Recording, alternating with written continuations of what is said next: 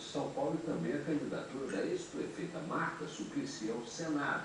Vem, amor. O presidente Lula quer Vem cá, amorzinho, mais vem. esperados não compareceram. Vem, amor, vem, O evento foi amorzinho. marcado por críticas à administração tucana no estado.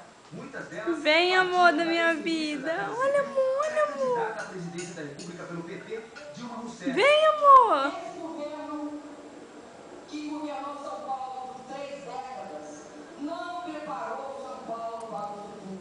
Vem, Lula, Guigui. que era esperado, não participou do evento, mas mandou uma carta de apoio aos candidatos Aloysio Mercadante, que Vem, concorre ao governo amor. de São Paulo, Oh, meu e Marta Deus. Suplicy a uma vaga no Senado.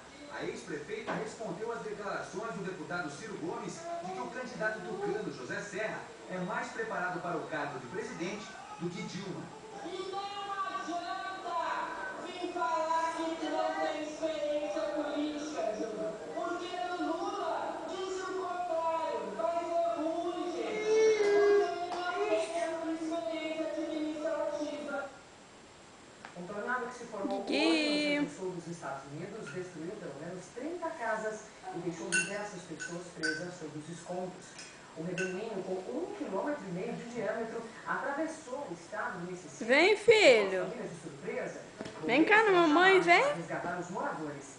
Dezenas de pessoas ficaram feridas, mas as autoridades ainda não sabem o número de vítimas. Vem, amor. A favela carioca entra no Vem, conflito das amor. agências de viagem. Pacificação no Morro da Providência abre caminho para o turismo cultural. Ninguém coordenação motora com isso daí. Entendeu? Daqui a pouco, vai demorar muito não. 2010. Oferecimento Kaiser. Olha lá, ele não levantava assim. Gostosa. Loteria instantânea da Caixa. Compre. Daqui a pouco, quando a gente menos esperar, a gente vai deixar ele Ser mãe é ter e vai esquecer, entendeu? Bala. Você aposta nas loterias Caixa, a sorte sorri para milhões de brasileiros. Isso porque quase a metade do Paixão. é investida em mais oportunidades para os nossos jovens. Falta incentivo para a cultura nacional.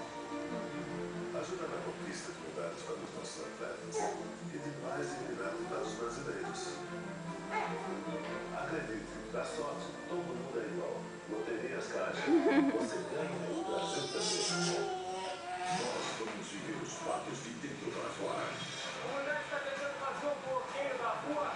E você vai querer viver junto com a gente. Tá muito calor. Dia 4 de maio.